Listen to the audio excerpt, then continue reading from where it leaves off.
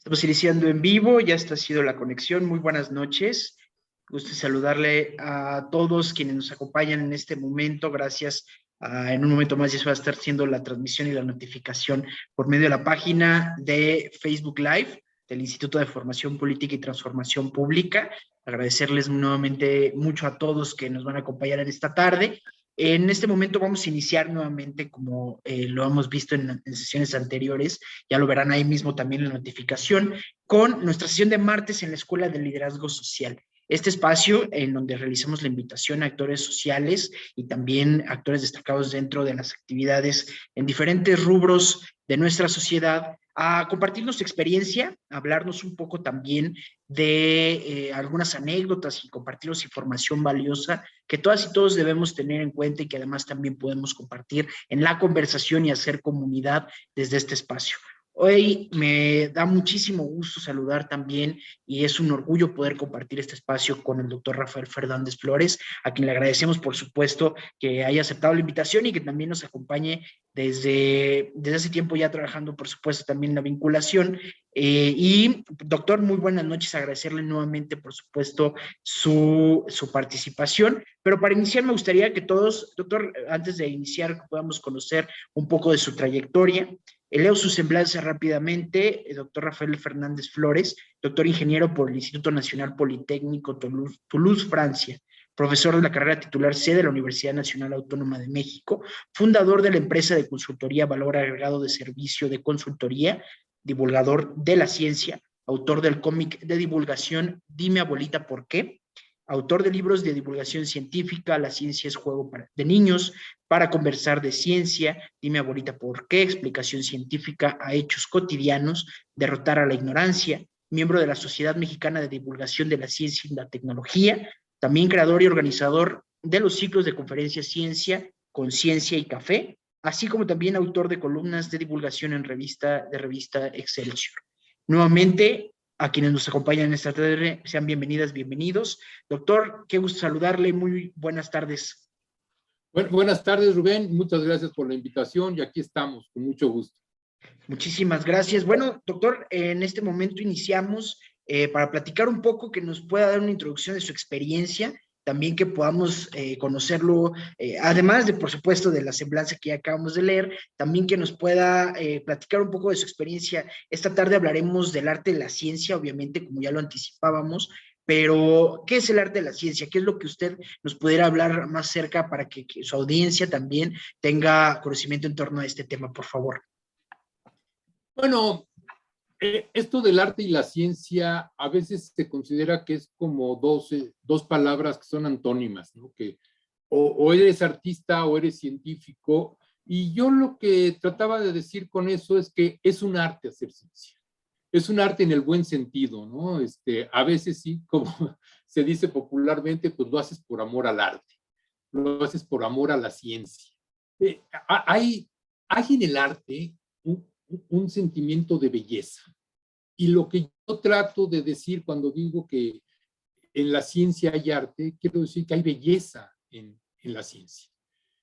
A veces no es fácil captar la belleza de primera instancia. Por ejemplo, un físico teórico famoso en el siglo pasado, que se llamaba Paul-André Maurice Dirac, que tiene una ecuación que se llama la ecuación de Dirac, y que fue uno de los pilares para construir la teoría de la física cuántica, decía que lo más importante en una ecuación no es que sea cierta, sino que sea bonita, ¿no? Y entonces modificó la ecuación de Schrödinger, que a él no le gustaba, y la convirtió en la ecuación de Dirac.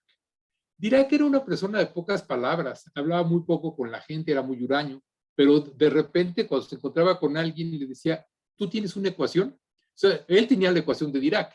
Si tú no tenías una ecuación, pues prácticamente no valía la pena hablar contigo. Bueno, platico esta anécdota para indicar que para Dirac era muy importante la belleza, y para él la belleza tenía que ver con la simetría. De hecho, también a Dirac se le ocurrió que tenía que haber antipartículas para que el universo fuera simétrico y hubiera de un lado las partículas y del otro lado las antipartículas. A eso es a lo que me refiero cuando digo que hay un arte dentro de la ciencia, ¿no? ya dejando a las grandes figuras, como Dirac, y pasando a los humanos, entonces a la gente común y corriente, a los peatones, como tu servidor.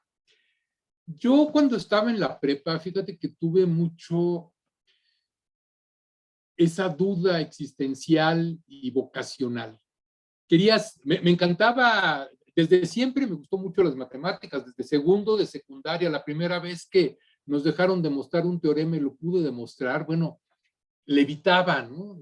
Sentía que el mundo era de otro color, o sea, el decir yo lo hice, a mí se me ocurrió, yo lo pude demostrar, es una sensación de satisfacción muy grande y me acompañó y me ha acompañado ya toda mi vida. Y cuando tuve que escoger carrera, bueno, después se me empezó a manifestar también un gusto por la literatura, de hecho, también he escrito literatura, he escrito cuentos de ficción, he publicado libros donde escribo de cuentos de ficción, y esa dualidad vocacional se me manifestó muy fuerte en el tercer año de preparatoria. Dudé mucho qué quería hacer y finalmente pues, la matemática ganó y me fui a la Facultad de Ciencias y fui más o menos feliz. Y ahorita digo por qué más o menos feliz, porque todo el tiempo seguía persiguiéndome el fantasma de la literatura.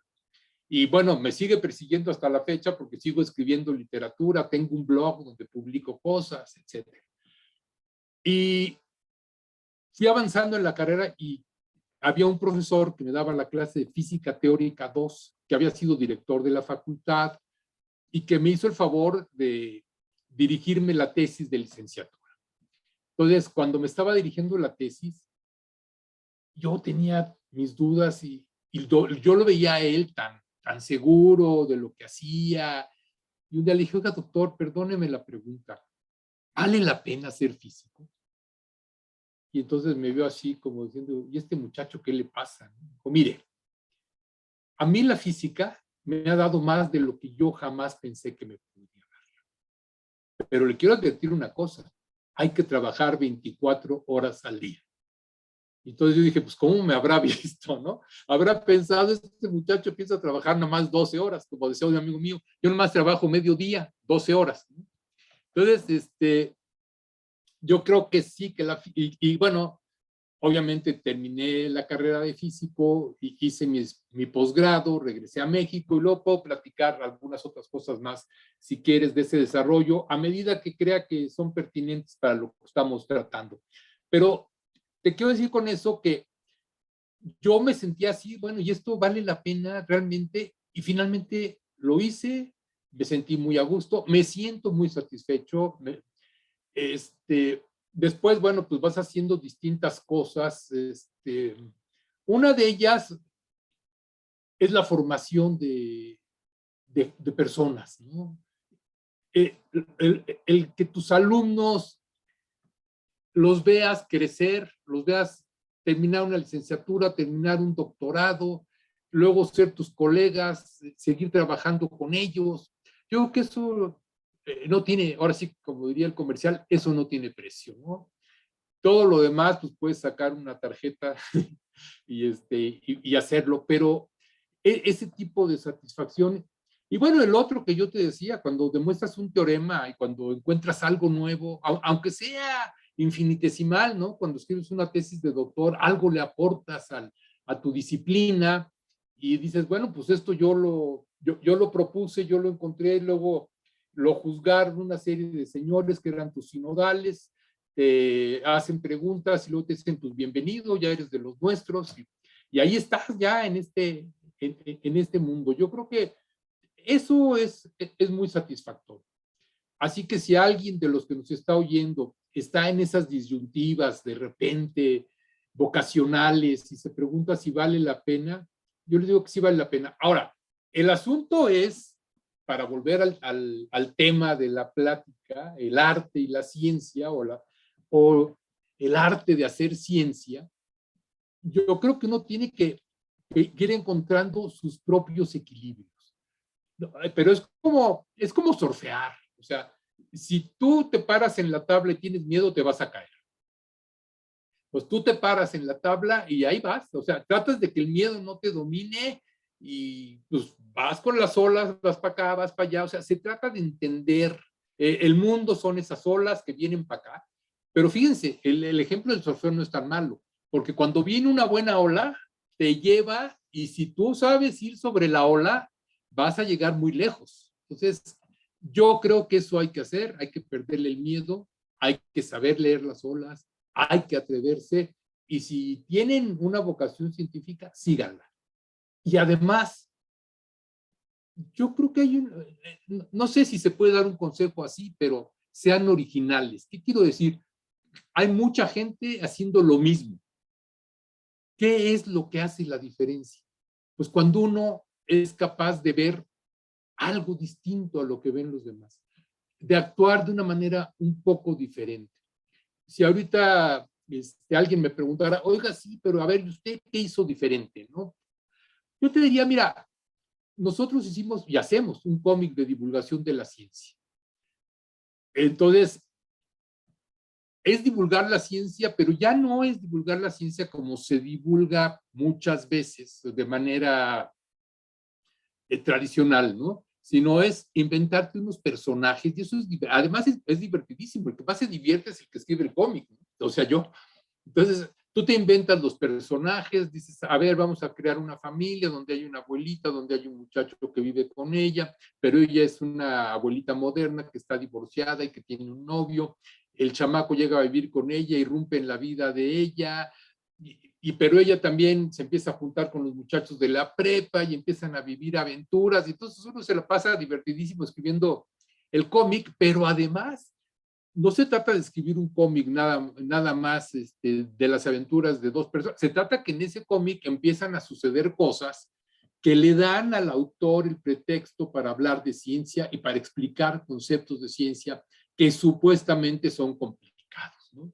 Entonces, habla en el cómic, por ejemplo, de cómo se resuelve una ecuación algebraica, pero no empieza como en el salón de clases, sino la mete todo dentro de una historia en el salón, la muchacha que le gusta al protagonista, las ganas de él de quedar bien con ella, y como siempre ocurre, mientras más te gusta la muchacha, sobre todo en esas etapas, más torpe eres y más fracasas, ¿no? Y entonces, poco a poco, él tiene que ir encontrando su personalidad, es un muchacho que está en la prepa, va buscando encontrar su personalidad, a eso le ayuda a la abuela. Entonces, hacer ese tipo de cosas en lo que ustedes hagan, sean creativos. Ahora, yo no sé si hay una receta para la creatividad, porque muchas veces la gente te pregunta, por ejemplo, hace poco, bueno, ni tampoco, escribí, me da por escribir también, te decía, cosas de literatura y de ficción, pero a veces junto a las dos cosas. Escribí un libro que se llama El último poema de Fermat y otros 99 mini relatos de base científica entendibles para casi todo el mundo. El título es deliberadamente largo porque los relatos son muy pequeños. Entonces, para hacer el contraste entre los relatos y entonces, en ese texto hablo de ciencia, pero en pildoritas, digamos, ¿no? Entonces, siempre estás buscando la manera de hacer algo distinto, ser creativo. Y este libro lo presenté en la FIL de Guadalajara y lo que les iba a decir es esto. Lo presenté, y te hacen entrevistas, y en alguna de las entrevistas me pregunta, creo que fue Estrella Burgos, la editora de la revista ¿Cómo ves?, que me estaba entrevistando, y me dice, oye, pero a lo mejor no fue ella, dice, oye, ¿cómo se te ocurren esas cosas? Y entonces me di cuenta que yo no sabía cómo se me ocurría. Y le di la respuesta que me daba una niña de 4 años cuando hablaba francés, porque aprendió y le preguntaban, era bilingüe, y en español le preguntaban, oye, ¿y no es difícil hablar francés? Y ella contestaba, no, abres la boca y te salen las palabras. Entonces, yo creo que a veces así es la creatividad, uno mismo no sabe, bueno, pues no sé, yo me siento en el teclado, empiezo a escribir y salen las letras, ¿no? Pero lo que sí les diría es que si tienen ese demonio adentro, esa creatividad, pues suéltenla. O sea, no todo lo que vayan a escribir a lo mejor va a ser genial ni va a valer la pena, y uno a veces hace cosas que a uno mismo no le gustan, pero pues las tiene que seguir haciendo, en algún momento irán siendo mejores. creo que es Octavio Paz el que dice que una vez terminada la obra, ya no le pertenece al autor, le pertenece al público. Entonces, ustedes siéntense, generen su obra y suéltenla. A lo mejor a ustedes no les gusta, pero a lo mejor al público sí le gusta. No hagan lo que hacía Rulfo, ¿no? O lo que dice la leyenda que hacía Rulfo, que cuando escribía algo no le gustaba, lo quemaba, que por eso nada más hizo 2 libros, ¿no? Entonces, no sé si es cierto o es parte de la leyenda, pero en todo caso, uno no debe ser mejor crítico que autor, porque entonces no produce nada. Uno tiene que ser buen autor y también ser buen crítico y ser autocrítico. Pero si se es demasiado crítico, nunca se produce nada. Y sobre todo, sométanlo a que lo vean los demás y que sean los demás los jueces de su trabajo. Entonces, si tienen ahí esa fuerza, esas ganas, no se repriman, vayan y háganlo, ¿no?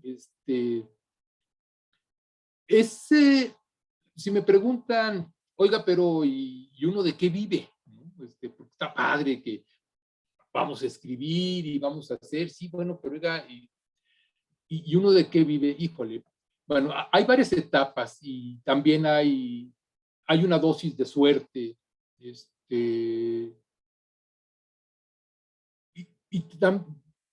hay, desde luego, una parte de suerte que tiene que ver con la posibilidad que uno tiene de recibir apoyos familiares. Si uno vive en una familia que lo puede apoyar, padre. Si no, entonces empieza a tener que ir a las alternativas. Algunas alternativas es buscar becas. Cada vez es más difícil, a lo mejor, tener becas. Yo, por ejemplo, tuve una beca para hacer el doctorado en el extranjero. Creo que eso ahora es más difícil. Pero bueno, en el momento que me tocó vivir, tuve esa fortuna. Y luego también, primero cuando hice aquí el posgrado en México, porque hice 2 posgrados, el de aquí y el de allá. Cuando hice el de aquí, yo trabajaba y estudiaba. Entonces también algunas veces tiene uno que hacer esa especie de sacrificio, es decir, pues yo trabajo medio tiempo y estudio medio tiempo. Y hay que aceptar, hacer sacrificios y darse cuenta que cuando uno trabaja y estudia, a lo mejor en lo que los demás pasan 6 materias, tú vas a pasar 4 y no frustrarte ni sentirte menos, pero tampoco abandonar por eso.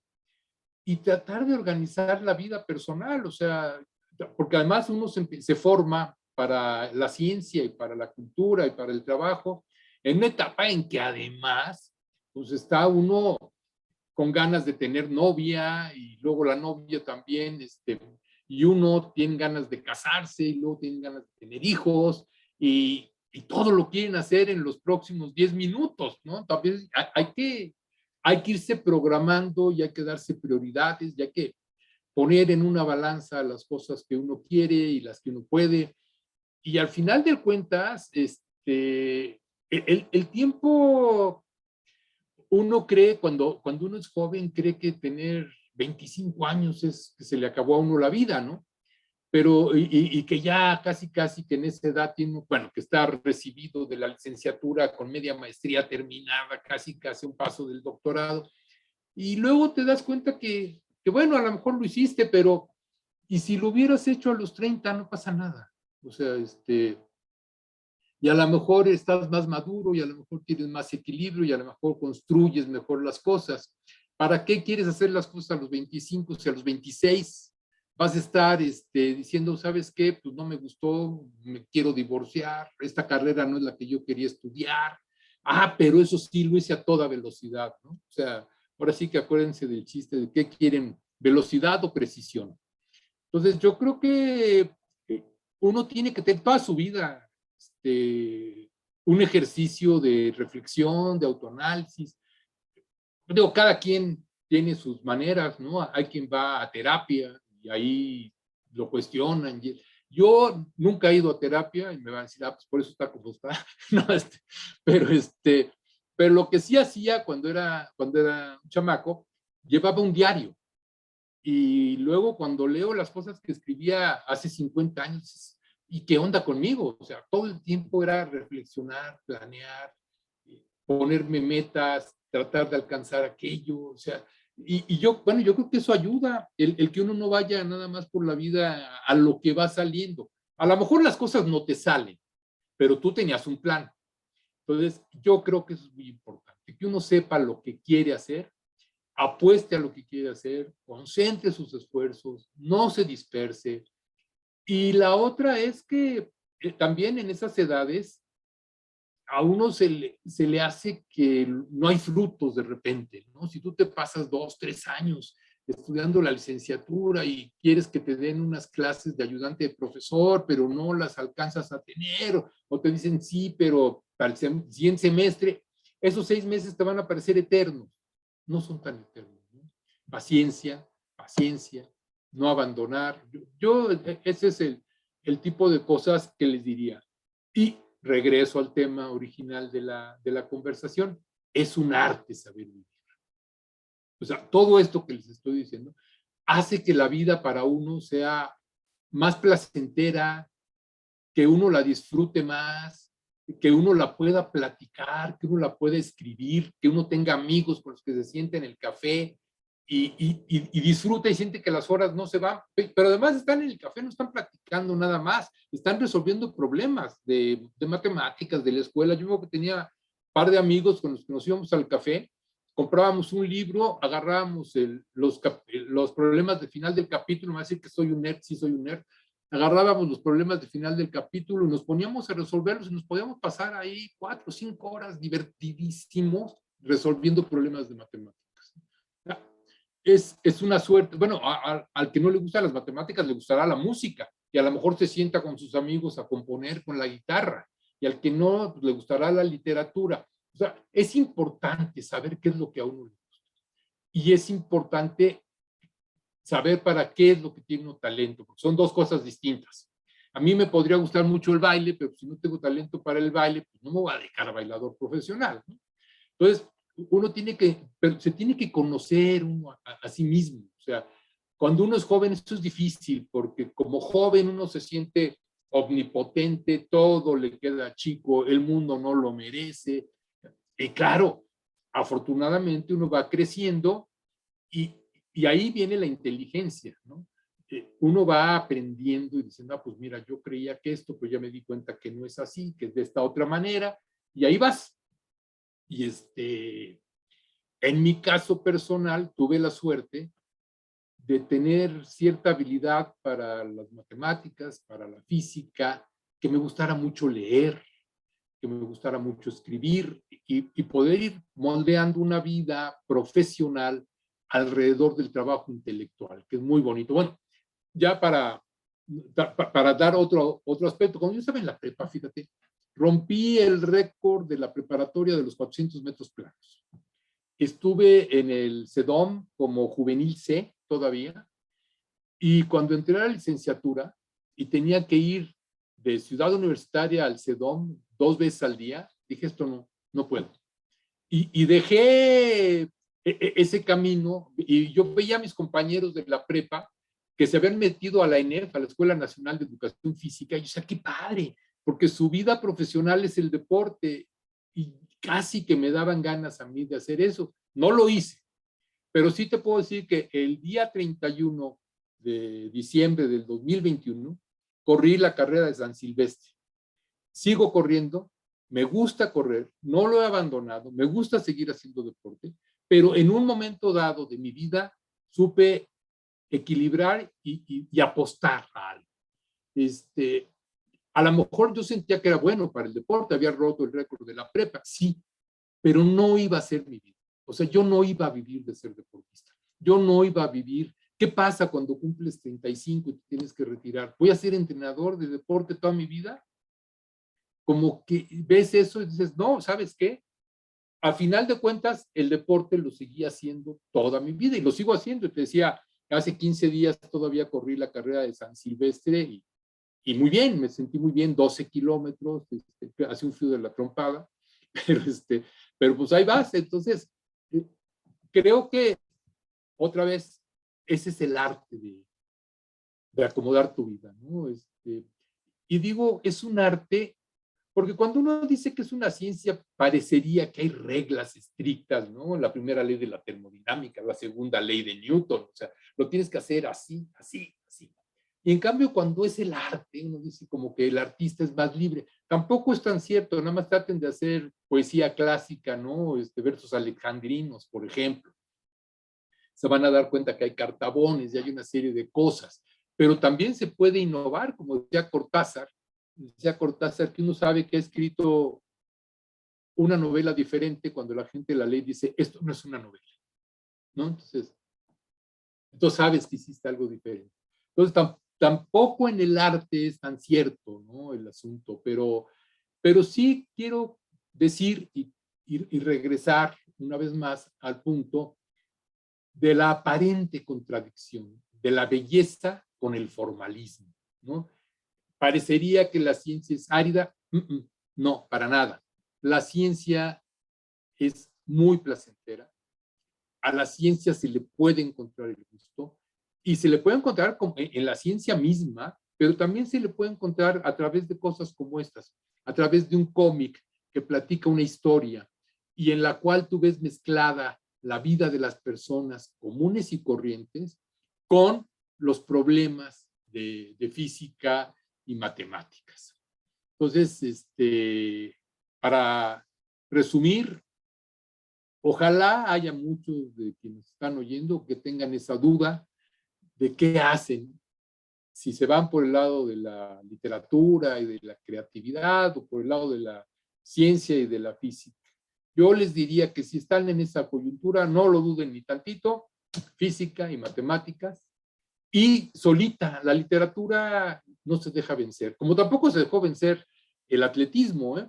Lo que pasa es que no lo va uno a hacer profesionalmente. O sea, si ustedes tienen un verdadero gusto por las cosas y tienen un cierto talento para ellas, yo se los puedo garantizar, después de 50 años o más de haber descubierto mis gustos, los gustos no lo abandonan a uno lo sigue cultivando, pero tiene que optar de repente por algún tipo de actividad. Entonces, no sé si quieras preguntarme algo, Rubén, o si hay preguntas del público. Claro que sí, continuamos, doctor. Aquí es muy importante destacar a quienes siguen por aquí, gracias también a quienes ya están en el enlace. Ya lo mencionaba al inicio, el doctor, además de toda la importante trayectoria que ya estaba platicándonos también, logró en su cómic, Dime Abuelita por qué principalmente, logró incentivar el estudio, el acercamiento de los jóvenes a la ciencia y además de ser un logro, pues por supuesto dentro del ámbito del campo de la ciencia y de estudio, también es un incentivo social muy fuerte. Y aquí va un poco más a lo que nos gustaría entrar también a conversación, doctor Rafael. Usted sabe que, como usted, por supuesto, con la experiencia que nos acaba de platicar, hay muchos líderes que están ahí en sus áreas de especialización, que son expertos profesionales que han dedicado su vida a la profesionalización en muchos rubros pues bueno, una de entrada, sería una primera pregunta para continuar. Ahorita siempre ha habido retos, usted nos acaba de dar una serie de consejos que son muy valiosos, pero los retos son constantes, los obstáculos los descubrimos, por supuesto. Y ahorita también lo escuchan muchos jóvenes que predominantemente son parte de asociaciones civiles o de organizaciones de la sociedad civil y que están muy interesados también en vincular sus carreras y sus ámbitos de profesionalización hacia lo que a ellos les gusta. Sí, entonces, ¿usted cuál considera actualmente, digo ya para que también vayamos entrando a esta conversación, cuáles son los retos de organizaciones como la que usted también, como yo conocía ahí también el tema de valor agregado y todo lo demás de experiencia que ha tenido, cuáles son los retos de organizaciones como las que empoderamos y organizaciones que empoderan la voz, el voto de causas sociales, porque uno pensaría, y lo pongo el ejemplo de hoy, parecería que la ciencia no va encaminada hacia una causa social, pero la verdad es que con esa expectativa va muy bien alto también. Y, por supuesto, cómo influyen ahorita, usted y yo estamos platicando a distancia, esto de la nueva normalidad y el cambio también a raíz de la pandemia ha cambiado mucho las circunstancias. Me imagino que para usted también en el campo de la ciencia. Entonces, ¿cuáles consideraría que son estos retos y cómo podemos también, por supuesto, sobrellevarlos y además también nuevas estrategias que a su consideración sean importantes mencionar? Mira, yo creo que no hay mayor don que le puedas dar a una persona que es la libertad. Que la gente sea libre. Y yo creo que la educación te vuelve libre, te hace libre, te da las herramientas para tú, si no eres libre, liberarte. Te las da en muchos sentidos. Te hace conocer la historia, te hace ver lo que han hecho otras personas, pero también te da herramientas para tú trabajar por ti y trabajar por los que están cerca de ti. Ahorita me decías,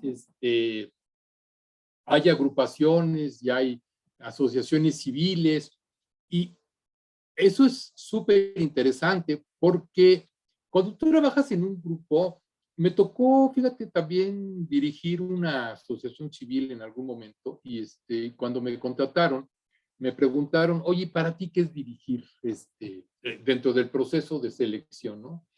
Yo le dije, mira, para mí dirigir es como, otra vez mi tendencia al deporte, le dije, es como dirigir un equipo de béisbol, ¿no? Yo fui manager de un equipo de béisbol cuando mi hijo era chico y jugaba béisbol, yo fui manager, entonces también es como dirigir un equipo de béisbol. Lo primero que tienes que tener es talento, muchachos con talento. Eso es lo primero. Lo segundo que tienes que tener es poner a cada quien en su posición. Al catcher no lo vas a poner en el center field, al center field no lo vas a poner en la primera y a la primera no lo vas a poner en tercera. Entonces, tienes que ver quién tiene qué talento y dónde, porque cada quien tiene en un equipo, y eso creo que es muy importante, cada quien tiene que desarrollar su papel. O sea, que no haya broncas por los liderazgos, ¿no? Y que luego si haya alguien que quiere hacer la parte que tiene que hacer y que a lo mejor no le gusta. Y tercero, ya tienes el talento, ya los tienes en la posición que tienes que tener. Lo siguiente es un plan de juego. Tienes que desarrollar un plan de juego. Y no puedes salir nada más a improvisar y a ver qué se me ocurre. Y todo eso, además, tiene que ver con un proyecto de, en el caso del deporte, entrenar, ¿no? Ir X veces a la semana y estar repitiendo las jugadas, apoyando, y el equipo, digo, cuando tú juegas fútbol o juegas béisbol, te conoces de memoria con tus compañeros, ¿no? Tú ya sabes que tú tienes que correr a primera, si estás pichando, tienes que correr a primera cuando el primera sale a fildear, ¿no? Entonces haces la asistencia. Pero todas esas jugadas te las sabes de memoria. Si eres el catcher, pues tienes todo el panorama y sabes hacia dónde tienes que tirar y si va a haber robo y o qué pasa si hay un infield fly. O sea, todo eso lo tienes que tener ya. Y eso no hay manera más que repetir. Bueno, eso mismo lo puedes traer a las organizaciones de la sociedad civil. Talento primero. Segundo, lugares que cada quien tenga claro, yo diría, y luego dentro del perfil de puesto, estrategia, ¿qué vamos a hacer? Y luego, ¿cómo nos capacitamos para poder hacer eso? Eso es lo que creo que valdría la pena. Perfecto, sí, es completamente lo que también hacía vinculación al principio de la conversación. Destacar también, por supuesto, la cuestión del liderazgo y justamente el tema de organizaciones y en las actividades generales de nuestra vida diaria. Doctor, también hay una duda, hay un concepto o se ha manejado durante mucho tiempo y más en la actualidad, que es el tema de crisis de liderazgo específicamente, no tanto en el ámbito de educación, sino también en ámbitos de toma de decisión. ¿Usted cómo considera que eso también puede ser una repercusión desde el ámbito de su experiencia, por supuesto, para, sobre todo el tema de toma de decisiones, que también creo en el ámbito de la ciencia y en muchos ámbitos son importantes? Bueno, yo creo que los liderazgos se van, en el caso de la ciencia, se van afinando muy lentamente. Si te doy el ejemplo, La Universidad Nacional Autónoma de México tiene 6 niveles de profesor de carrera, ¿no? Desde asociado A, que es el nivel más bajo cuando entras, y cada 3 años te puedes promover. Para llegar a titular C, son 5 promociones. Si las haces todas, en el mínimo tiempo te va a llevar 15 años.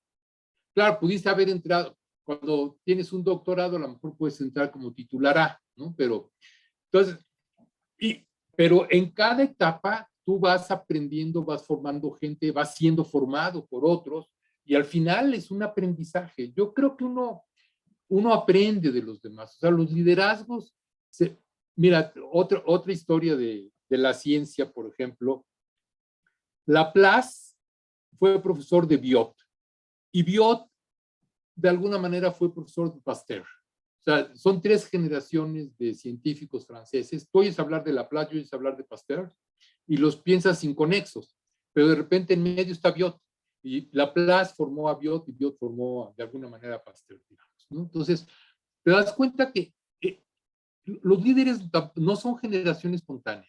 O sea, si no hay líderes, es porque no hay una sociedad que esté generando líderes. Es decir, si tú me puedes preguntar, oiga, ¿y por qué la ciencia en Francia tiene, o en Estados Unidos tiene tantos premios Nobel y en México no? ¿Que somos más tontos? No, no somos más tontos. Lo que no tenemos es una estructura social que lo favorezca, ¿no? Entonces, cuando criticamos los liderazgos, yo creo que en el fondo estamos criticando nuestra sociedad, porque es una sociedad que no está generando líderes. Sí, generamos caudillos, que no es líder. O sea, un caudillo no es un líder, ¿no? O es un tipo de líder que a lo mejor no es el que estamos pensando, ¿no? Que quisiéramos.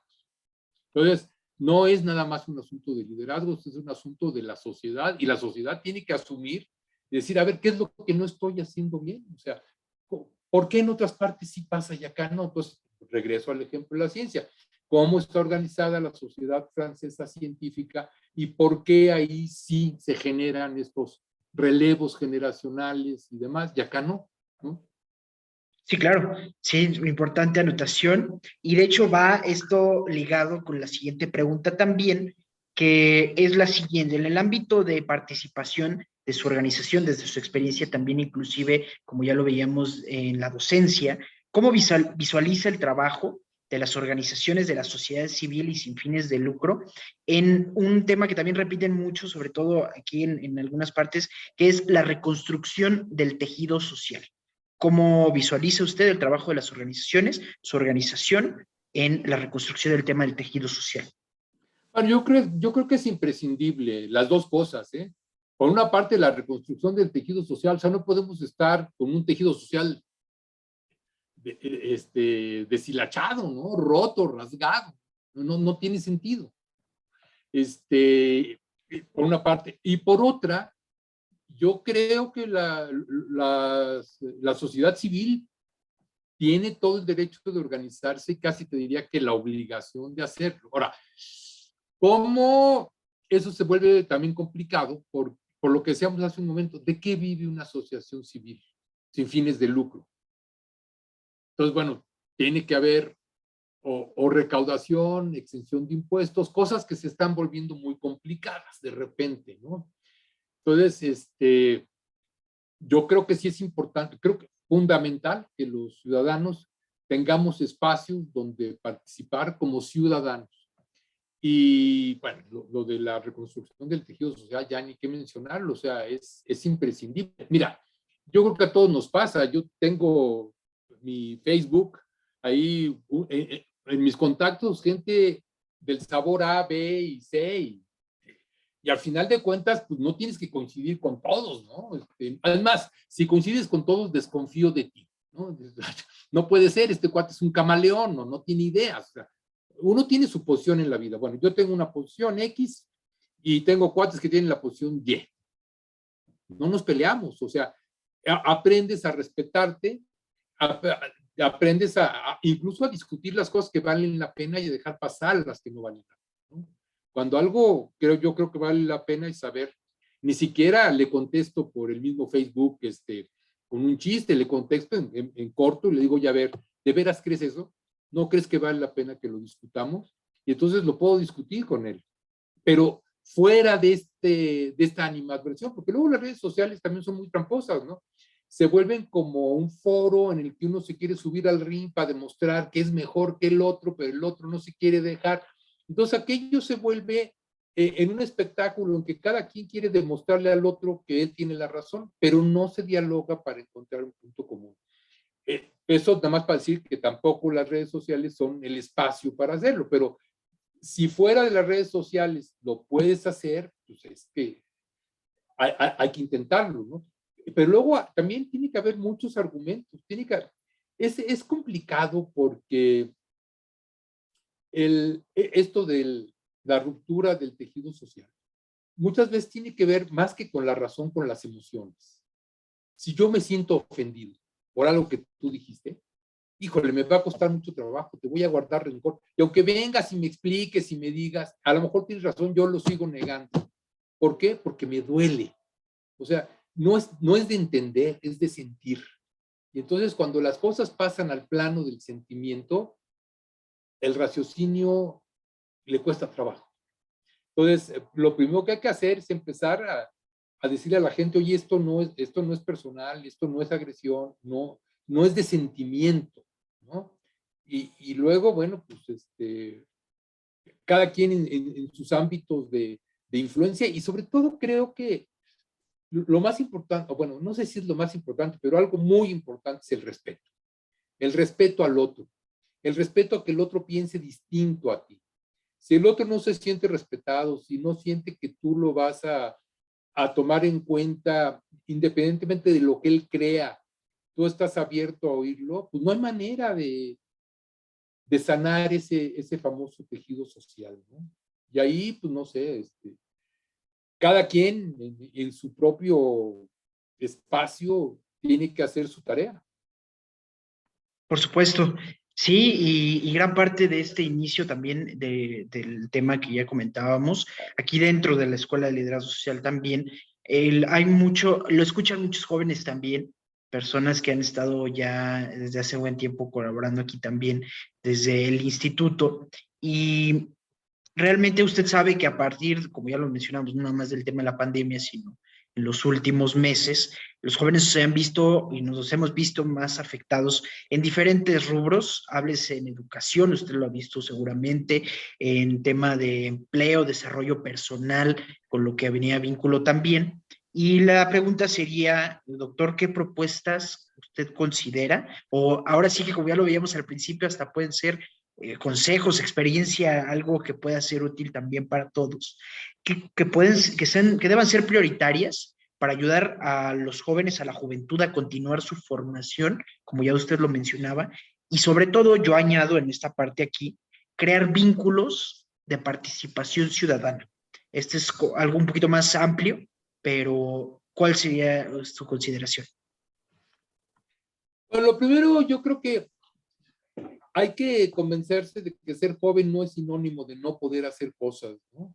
Y alguna vez, bueno, cuando yo era chavo, el ejemplo eran los Beatles, ¿no? O sea, tú decías, son unos chavos de 20 años y ya triunfaron. O sea, pero después podías tener a toda la gente de Silicon Valley haciendo empresas multimillonarias y desde Bill Gates y Jobs, pues eran prácticamente adolescentes, Zuckerberg también, es decir, tú puedes ser joven y ser exitoso y no hay que tener ni miedo al éxito ni el pretexto de que es que soy joven. O sea, tú me preguntas una sola palabra, yo te diría atrévanse, atrévanse, hagan cosas, o sea, esta generación además de jóvenes pues tiene muchos más elementos a la mano para hacer cosas. Este tipo de cosas que estamos haciendo tú y yo hoy, platicar a través de una videoconferencia, no se podía hacer hace 15, 20 años, ¿no?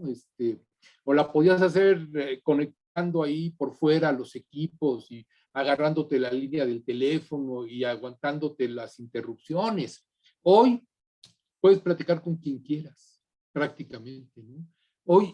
Ahora sí que el límite es tu capacidad de imaginar. Ahora, uno no puede ser líder si es ignorante. Entonces, hay que formarse, hay que aprender, y hay que aprender de muchas cosas.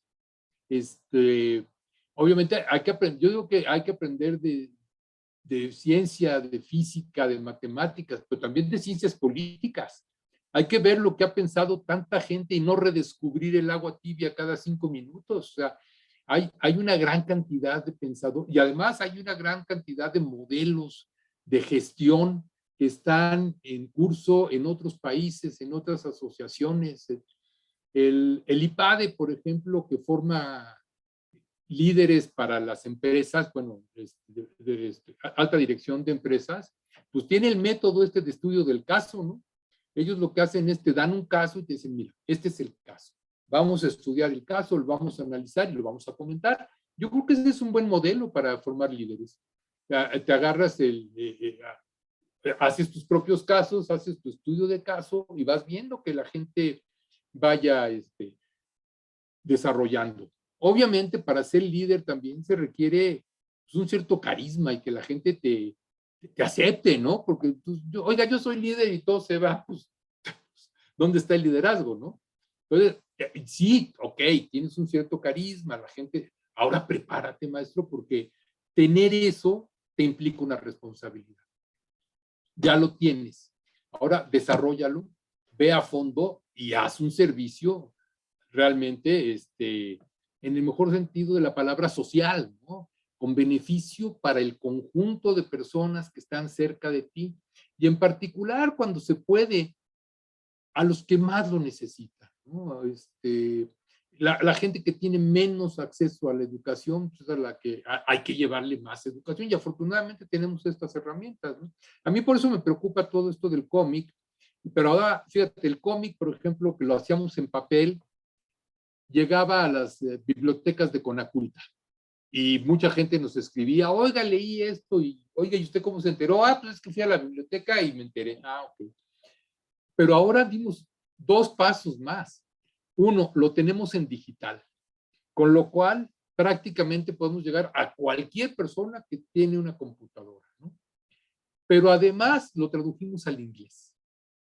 Entonces, ahora lo puedes leer en inglés y también llegamos a parte de comunidad hispanohablante en la parte sur de los Estados Unidos. El cómic, por cierto, lo tradujo una alumna, una exalumna mía, que se fue a hacer su doctorado a Estados Unidos hace 20 y tantos años, se quedó allá vive y es perfecta hablante del inglés, pero más aún su hija, que nació allá, es hablante nativa de inglés y ella es la correctora del estilo, porque le dice a la mamá, no mamá, está bien, pero los jóvenes lo decimos de esta manera. Entonces, incluso tiene un lenguaje de inglés nativo, pero adaptada a la población a la que nos estamos dirigiendo. Entonces, ese tipo de cosas, de poder ir a todas esas partes, ¿no? De no quedarte enconchado, de buscar los caminos por donde puedes transitar y por donde puedes llegar a más lugares para cumplir lo que quieres hacer. En mi caso, pues difundir la ciencia. Sí, claro. Y digo, lo mencionamos mucho y acá es más también salirse de la zona de confort. Eso también se menciona mucho y es un comentario muy atinado. Y definitivamente también va, ya para ir cerrando también con una última intervención, de la mano con lo siguiente.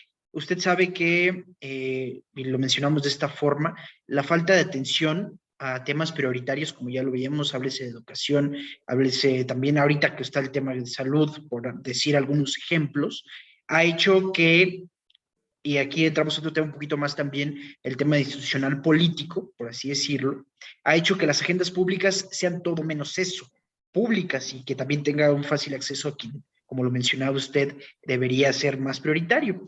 Y esto hace que no se den espacios de comunicación y debate que sean efectivos y además también que la gente los apropie. ¿Qué propuestas, nuevamente, considera deban implementarse para abrir ahora el tema de comunicación, para abrir la comunicación mediante canales reales de promoción? Yo diría que hoy estamos en uno, por ejemplo, y ¿qué usted considera que también se pueda hacer o qué ámbito de oportunidad hay frente a esto? Bueno, compites con con, con una sociedad que está basada en el espectáculo, ¿no? O sea, la gente lo que quiere es espectáculo. No sé, yo, por ejemplo, hice el doctorado en Francia y me llamaba mucho la atención los programas de debate político, ¿no? Porque la gente lo seguía, pero lo seguía no porque lo que decían, sino por cómo se agarraban a sombrerazos. Era una época en que todavía en México, pues creo que ni siquiera habíamos tenido el primer debate presidencial, el famosísimo con Diego Fernández y Zedillo y Cuauhtémoc, ¿no?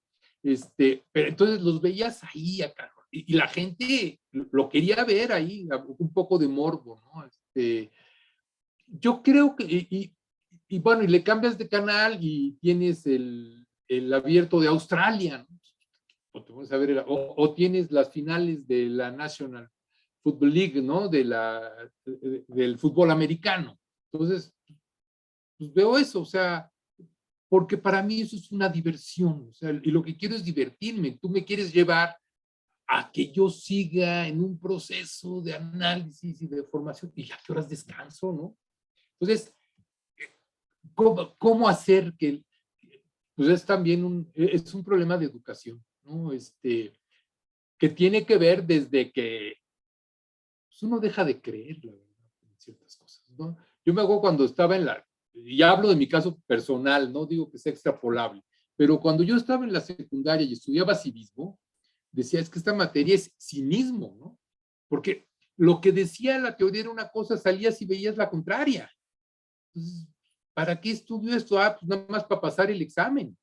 O sea, en la medida en que tú no ves reflejado también en la sociedad eso, y ahora, la historia de México es una historia bien interesante, pero para no meternos en 20,000 años de estas cosas,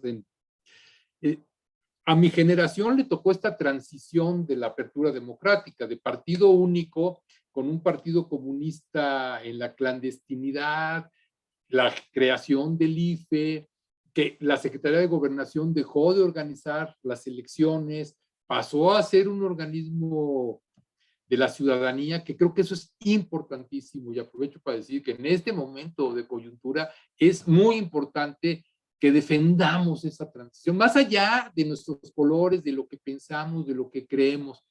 Como ciudadanos, yo creo que el INE nos representa, porque garantiza para el ciudadano, bueno, me tocó esa transición, ¿no? Entonces, cuando tú la vas viviendo y la vas acompañando, te das cuenta, obviamente, que hay errores, que en ánimo de que las cosas cambien, se abrieron puertas que permitieron luego la creación de una serie de partidos, ¿cómo decir? Que ahora les llamamos partidos satélite, pero que en realidad son partidos negocio, ¿no? Que alguien arma un partido, cobra una... Y entonces, cuando la ciudadanía ve eso, ¿qué dice? Pues se desencanta. Dice, no, pues mira, estos lo único que quieren es la lana, van por la lana, entonces no hay credibilidad. ¿Cómo recuperas esa credibilidad? Pues complicado, pero es con obras y con acciones, pero entonces caes en la otra trampa, que es, ok, yo ya hice una buena acción y en mi colonia mejoré el indicador fulano de tal. Nadie se entera. Ah, no, bueno, pues entonces lo promuevo. Ah, pero si lo promueves, entonces alguien llega y te dice que hay otros datos, que no es cierto, que ese indicador no creció, que en realidad se achaparró. Y entonces el ciudadano de a pie ve a dos señores tirándose con la cubeta, uno diciendo que mejoró y el otro diciéndole que no es cierto, que no mejoró nada. Entonces, caemos otra vez a lo que te decía yo hace un momento. Se vuelve un debate que deja de estar en el ámbito de la razón para pasar al ámbito del sentimiento. Y yo la única manera que veo de que esas cosas vayan cambiando es con mucha paciencia, en la medida en que tú, por ejemplo, cambias lo que está en tu colonia y el vecino se da cuenta que antes no pasaba el camión de la basura, pero ahora ya pasa porque nos organizamos y ya pasa el camión de la basura. Entonces, ahí ya no hay manera, porque él ya se da cuenta directamente, no tengo que hacer una campaña de prensa, no me tengo que gastar millones de pesos para que luego me vengan a criticar que en realidad lo que hago con el presupuesto es hacer campaña a favor de mí mismo, ¿no? O sea, pero eso es, pues es una labor de día con día, heroica, y de mucha formación cívica, civil. Creo que sí hace falta regresar a que en las escuelas se enseñe de veras, pues civismo o normas de convivencia, o en el mejor sentido de la palabra, que pasa una palabra muy desgastada, pero política en el sentido etimológico, ¿no? La política viene de polis, la ciudad. La política son las cosas de la ciudad, de la vida en conjunto, de la vida en la ciudad. Creo que no, a lo mejor no soy muy optimista, pero así es como lo veo. Pero muy claro, ¿no? Y contundente. Yo coincido también. Doctor, es muy importante retomar todo esto que nos comenta.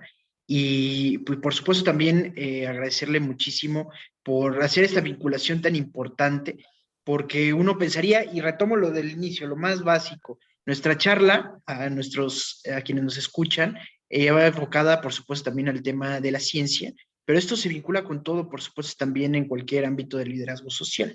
Y hoy fue un claro ejemplo y con esto también estaríamos terminando las preguntas, doctor. Agradeciéndole nuevamente muchísimo por aceptar nuestra invitación. Esperemos que no sea la última ocasión que nos acompañe. Vamos a estar haciendo más invitaciones, por supuesto, con más temas.